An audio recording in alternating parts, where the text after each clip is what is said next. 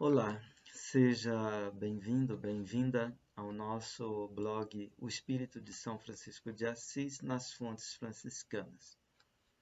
Os últimos encontros têm se dedicado a comentar a terceira admoestação de São Francisco de Assis. Nós vamos tentar agora propor uma reflexão em torno desta admoestação como um todo. Esta interpretação que propomos, ela se dá no sentido existencial, por assim dizer, o sentido existencial da obediência na vida cristã e franciscana. Nossa proposta é de interpretar o texto da terceira admoestação de São Francisco de Assis como um aceno e uma indicação a respeito da via da escuta consumada na liberdade dos filhos de Deus. A obediência aqui não é uma relação funcional de submissão ao poder e à influência de alguém considerado como superior. A obediência é aqui tomada num sentido fundamental da existência humana. Neste sentido fundamental, obediência é a abertura de escuta da interpelação da realidade da vida e seus sentidos na dinâmica da nossa história humana. Esta abertura se dá como libertação para a liberdade da verdade da vida.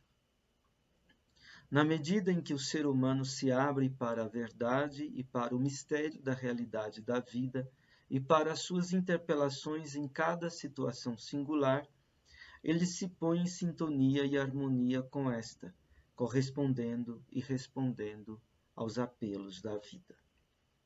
A obediência, entendida neste sentido existencial fundamental, é via, caminho, tal para o ser humano ser um com o pleno vigor da realidade da vida. Na dinâmica da obediência, o que vige não são as preferências do ser humano, seu saber, seu ter, seu querer, mas sim a referência cordial para com o mistério da realidade da vida. Na dinâmica da obediência, vige a pobreza do espírito humano que se abre para a riqueza do seu mistério, do mistério da vida. Obediência é, neste sentido, querer o não querer, ou seja, querer aquilo que transcende o próprio ser humano, seus projetos, suas buscas, seus anseios, como a vida de sua vida. Na medida em que a vida da vida é experimentada como o sagrado, o divino, esta obediência é religiosa. O nome Deus evoca aqui o mistério inefável e incompreensível que está na origem e na raiz de nosso ser.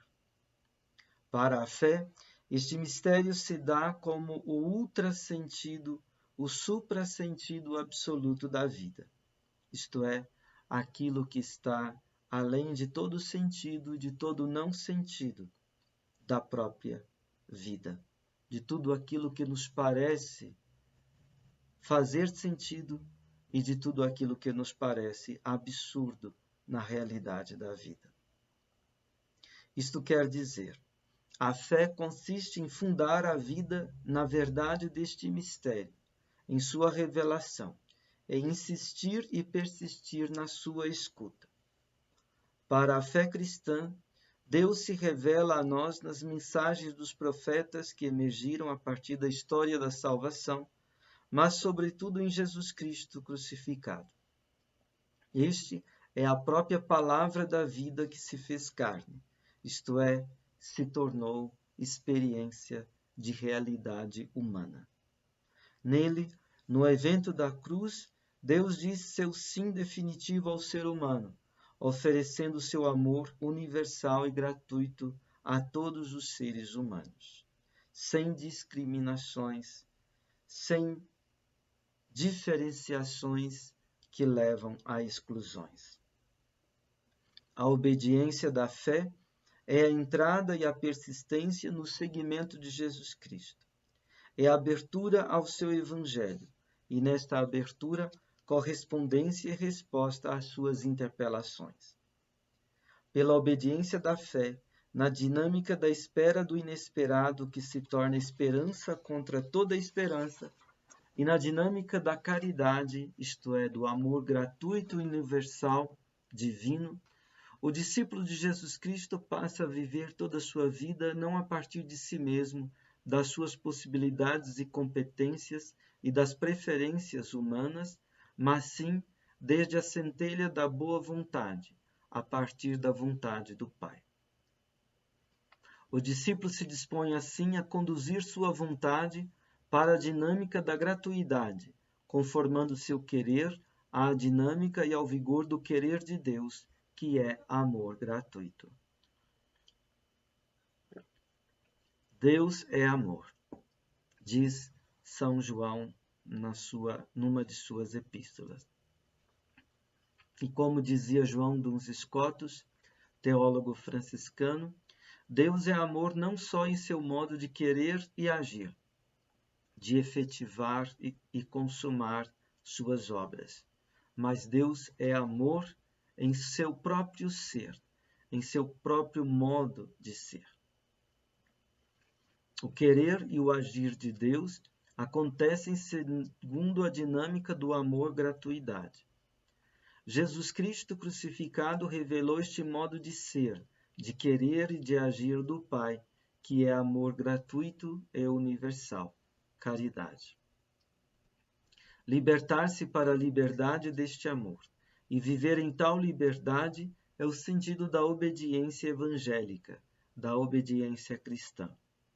Esta é uma virtude, isto é, um vigor divino que permite ao ser humano viver na liberdade de filho de Deus. O ser humano se põe como ouvinte, auscultador, seguidor e servidor do Deus amor. Ele se faz servo, mas seu servir não é servil, subserviente, aviltante, ou seja, não é movido este serviço pelo temor do escravo, mas sim pela reverência e pelo amor do filho. Como o Pai trabalha, ele também trabalha para que a obra deste amor se realize na história humana. Seu trabalho, porém, não é o de um mercenário, movido pela ambição da recompensa, mas é sim movido pela gratidão de poder participar da sua força criativa e concreativa e salvadora em obras de palavras, ações e suportações. São Francisco dirige sua admoestação aos seus confrades, isto é, aqueles que têm como profissão e ofício na Igreja realizar em fraternidade o seguimento de Jesus Cristo crucificado, seguindo seus passos e vestígios. As dicas de São Francisco, assim, se dão de modo bem concreto, tomando como horizonte as situações típicas da vida religiosa franciscana. A admoestação de São Francisco, nesta proposta nossa de interpretação, projeta a via da obediência, isto é, da abertura da ausculta e sua perfeição. Perfeição aqui é a dinâmica de um perfazer, isto é, de um consumar de possibilidades de ser. A perfeita obediência, isto é, a escuta consumada, se perfaz na medida em que assume, eleva, potencializa e transcende a obediência verdadeira e a obediência caritativa. A obediência perfeita, isto é, a escuta consumada, tem a estrutura de renúncia. Renunciar é anunciar o originário. A obediência é renúncia, no sentido de anúncio cordial, afetivo, da liberdade dos filhos de Deus. É um perder a vida para salvá-la. O obediente perde a vida que é vivida a partir de seu eu e de suas preferências, para salvá-la na amplidão universal, na profundidade abissal e na originariedade inesgotável do mistério do Pai de Jesus Cristo crucificado. Morrendo a si mesmo, Sempre de novo, o obediente renasce com a medida sem medida do amor gratuito do Pai. De sua morte surge nova vida. As obras que surgem deste renascimento são as obras boas que louvam o Pai. As demais obras que nascem dos caprichos e veleidades e preferências do eu são obras mortas. Aquelas obras são frutos que testemunham a fecundidade de Deus no espírito humano. A obediência ao Pai atua-se concretamente como encarnação. O caráter de encarnação da obediência, São Francisco apresenta como abandonar-se à obediência nas mãos de seu prelado. O obediente, observe-se, abandona-se à obediência. Ele confia no vigor libertador da obediência. Ele recebe e guarda a comissão da obediência, permitindo-se colocar nas mãos do prelado. Em sentido fundamental e amplo, prelado é, como diz Harada, toda situação concreta, toda imposição que cai em cima de uma pessoa e da qual não há jeito de se livrar. Prelado diz aqui, portanto, toda a necessidade da vida concreta. O obediente se insere e se encarna na necessidade da vida, em seus apertos, em suas premências. Ele se dispõe à morte que vige no meio da vida. Morte é para nós tudo o que nos sobrevém, trazendo uma medida maior que nossas medidas já alcançadas, provocando-nos para a transcendência. Morrer em meio às necessidades da vida é o segredo para renascer para a sua liberdade.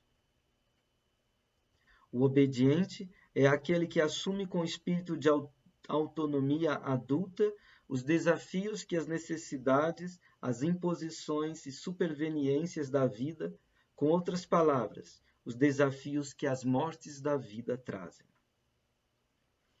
Erguendo-se a si mesmo a partir de si mesmo, com boa vontade e com clarividência, o obediente se mede com a morte que a vida nos impõe sempre de novo, e no seu medir-se cordial, abandona-se ao seu mistério.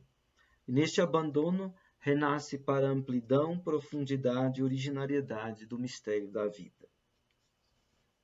A obediência é, assim, acolhida da realidade da vida em sua faticidade, abandonando-se ao seu mistério. Esta encarnação na realidade concreta da vida é verdadeira, isto é, real obediência. Obediência é o abrir-se do caminho estreito da liberdade em meio às necessidades da vida, de modo concriativo com elas. É a fé de que este caminho estreito abre uma amplidão de vida. É a fé de que este caminho pobre concede a suprema riqueza do viver humano, a plenitude de sentido, a beatitude da vida. Engajar-se nesta fé em meio à realidade da vida é a verdadeira obediência, isto é, a autêntica obediência. Obediência caritativa retoma e aprofunda a verdadeira obediência. Como diz Harada, obediência é a existência inserida, engajada no discipulado, que não tem mais espaço para preferências, veleidades e escolhas. É concentração no aqui e agora do instante da vida, assumindo cada situação concreta, singular, com suas imposições, sem se furtar aos seus desafios. É em cada situação singular, com suas complicações, implicar-se e explicar-se na abertura de uma ausculta com o todo, com o universal da vida. Nesta dinâmica, sempre é melhor abandonar nosso próprio saber e querer particulares e abrir-se à medida transcendente e comum da vida, que se manifesta como o outro, quer como o outro que é o nosso próximo, mesmo com suas imperfeições, quer com o outro que é o radical outro, o não outro, o tu absoluto que evocamos sob o nome de Deus. Satisfazer esta medida da vida que se manifesta como a medida do todo, que na figura do outro nos ultrapassa, é a dinâmica da obediência caritativa. É abrir-se à gratuidade do amor como sentido de nosso próprio viver. Assim, cada aqui e agora, com as suas complicações e com seus desafios, se torna chance, oportunidade para esta abertura à gratuidade do amor. Quem põe em obra a verdade da gratuidade do amor vem para a luz e suas obras se revelam como sendo feitas em Deus e segundo Deus, como ensinou Jesus a Nicodemos no capítulo 3 do Evangelho de João. Nisto se manifesta a liberdade do Espírito, a liberdade dos filhos de Deus. Toda obra, assim perfeita, se torna oferenda sagrada, que louva o Pai de nosso Senhor Jesus Cristo. É sacrifício. A cordialidade desta oferenda preenche todos os ocos, todas as lacunas, todas as insuficiências que costumam acompanhar as vicissitudes de nossa história humana. Ela imita, neste sentido, a oferenda de Cristo crucificado. Na cruz, Cristo levou à consumação a via desta ausculta. Tudo está consumado.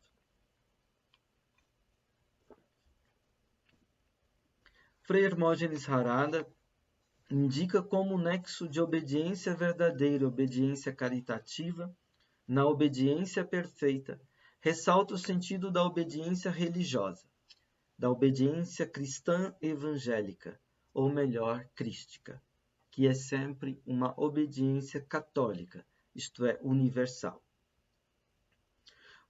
Abre aspas, palavras do Frei Hermógenes Harada. Os adjetivos verdadeira, caritativa, perfeita mostram como é a obediência religiosa por dentro.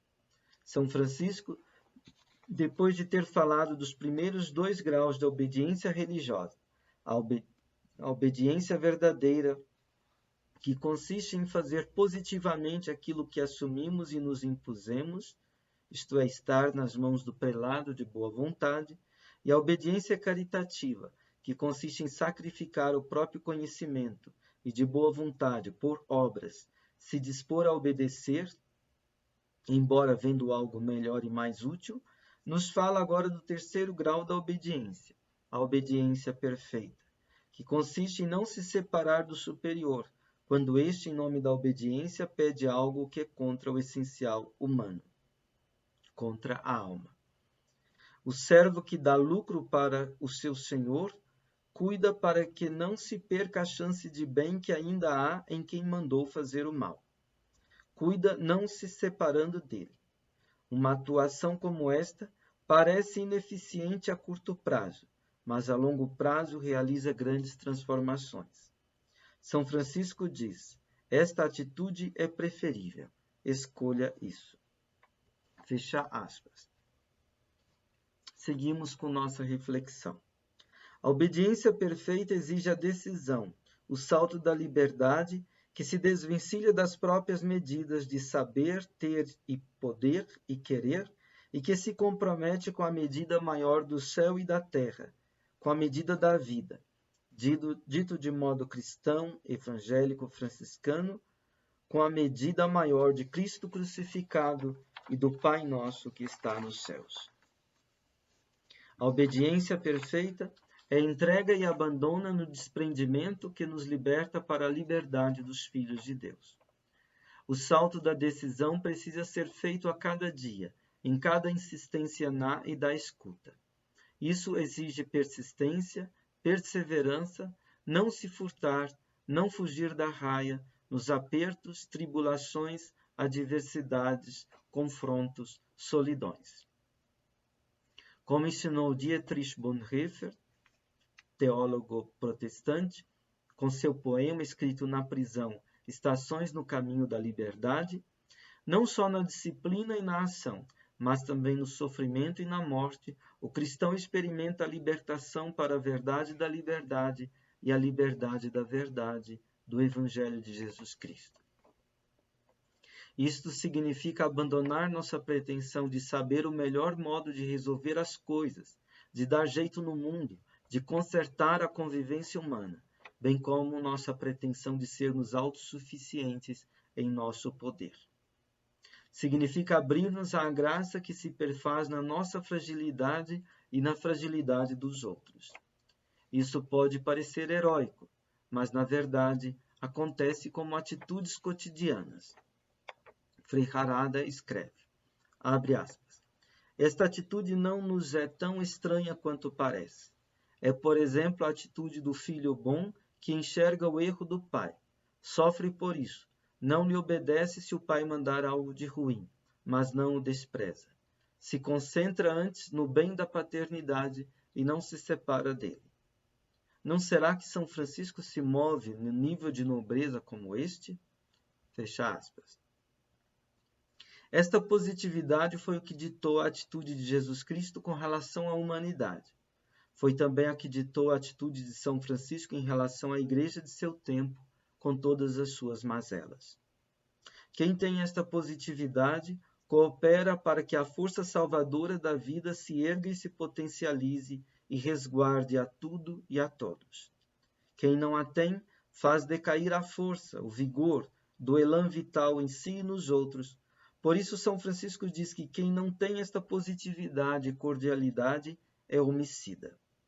A obediência é, assim, um modo de guardar e potencializar a força da vida em nós e nos outros, na comunidade e na sociedade humana, nas fraternidades religiosas e na Igreja. Muito obrigado pela sua escuta e paciência e até a próxima oportunidade.